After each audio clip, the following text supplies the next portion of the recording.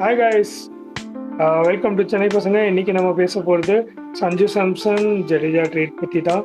இது வந்து ரொம்ப நாளாக நம்ம வெயிட் பண்ணிட்டு இருந்தோம். லாஸ்ட் ஒரு 4-5 டேஸாக வெயிட் பண்ணிட்டு இருந்தோம். ட்ரேட் எப்போ நடக்கும்னு எல்லா அஃபிஷியல் வெப்சைட்டில் நியர்லி 48 ஹவர்ஸில் வந்து இது நடக்கும்னு சொல்லியிருந்தாங்க. பட் ஆக்சுவலி இங்கே என்ன ப்ராப்ளம் ஆயிருக்குன்னா வந்து சஞ்சு சாம்சன் ஜடேஜா 18 crores இதுதான் பாசிபிள் பிளான் இருந்தது. ஆக்சுவலியா வந்து இப்போ சாம் கரன் அவங்க கேட்டிருக்காங்க. சாம் கரனை கேட்டதுனால இப்போ ராஜஸ்தான்ல நியர்லி வந்து 8 ஓவர்சீஸ் பிளேயர் இருக்காங்க. 8 ஓவர்சீஸ் பிளேயர் இருக்கிறதுனால ஒரு பிளேயரை வந்து அவங்க வந்து இப்போ வந்து ஆப்ஷனுக்கு மூவ் பண்ணி ஆகணும். அட்லீஸ்ட் ஆப்ஷனுக்கு மூவ் பண்றாங்க, இல்லைன்னா வந்து அட்லீஸ்ட் ஸ்டேட்காவது மூவ் பண்ணி ஆகணும். இதனால வந்து லிட்டரலி வந்து பிசிசி இதை ஹோல்ட் பண்ணியிருக்காங்க. இங்க என்னன்னா வந்து ஆர்ஆர் வந்து யாரை மூவ் பண்ணலாம், எந்த ஓவர்சீஸ் பிளேயரை மூவ் பண்ணலாம்னு சொல்லிட்டு they are on a move. அதுதான் இங்கே ப்ராப்ளம் ஆகிட்டு இருக்கு. Actually according to sources they are planning to move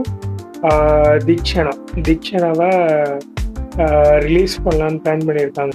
so team வந்து தீக்ஷனா அஸ்ரங்கா 2 பேரில் யாரையாவது மூவ் பண்ணலாம்னு சொல்லி பிளான் பண்ணியிருக்காங்க. This is on process.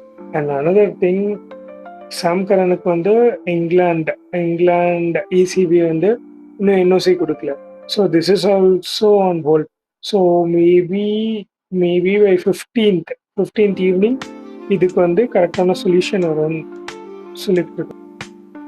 So guys, there will be a huge trade in history of IPL. There will be a huge trade which will be happening between Sanju Samson அப்புறம் ரவீந்திர ஜடேஜா.